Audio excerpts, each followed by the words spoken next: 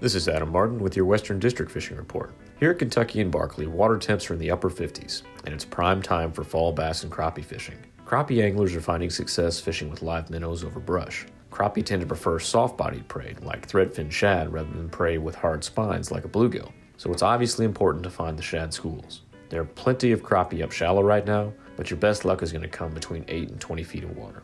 There is an abundance of 11-inch black crappie in Kentucky Lake right now, which is absent from Lake Barkley, so it's important to note that a pattern in Jonathan Creek may not work as well in Little River or Eddy Bay.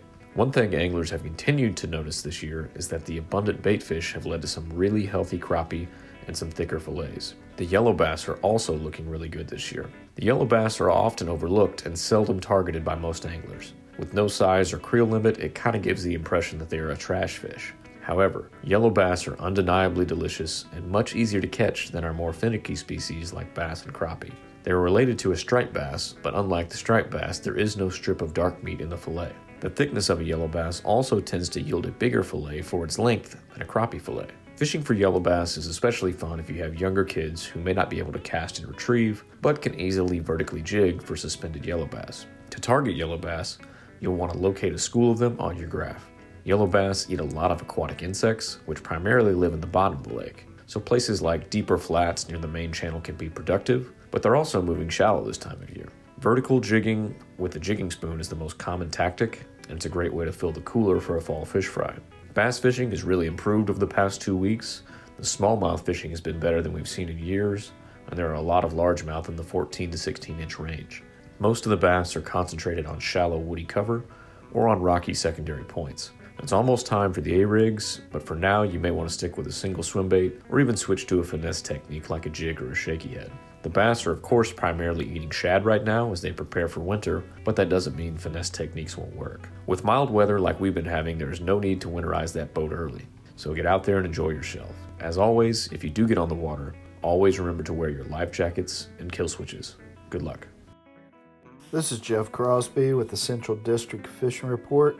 Lake temperatures across the area are running in the upper 50s to lower 60s. Many of our area lakes are in the process of destratification or toward the end of this process, so thermoclines have really dropped deeper or have completely gone away in many of our area lakes. This is a good time of year to get out and catch a few largemouth bass, especially at Taylorsville and Harrington Lake, as well as several of our smaller state-owned lakes such as Elmer, Davis, Beaver, Kincaid, Benji Kinman, or Corinth Lakes. Largemouth bass are being caught up in the creeks on baits such as spinner baits, lipless crankbaits, jerk baits, or shallow running crankbaits.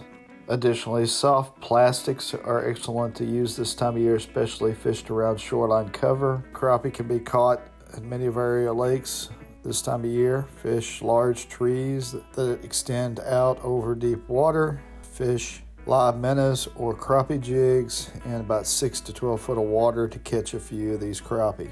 Bluegill and red ear sunfish, also known as a shellcracker, can be caught at many of our area lakes such as Corinth, Elmer Davis, and Beaver and McNeely Lakes. Fishermen are catching these fish using redworms, waxworms, or crickets. When fished along the edge of aquatic vegetation, you also want to concentrate some of your effort in the small pockets along the shoreline.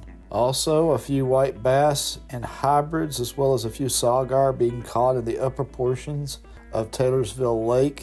These fish are being caught on crankbaits, swim jigs, fished in the upper reaches of Taylorsville Lake. And finally, trout have been stocked across the district at many of our area streams, such as Floyd's Fork, Gunpowder Creek, and Big Bone Creek, as well as many of the fishing in neighborhoods or fens, lakes, and ponds across the region. Check out the department's website at fw.ky.gov for a complete list of fens lakes in your area. So grab a pole, enjoy some great fall fishing, and I hope to see you on the water.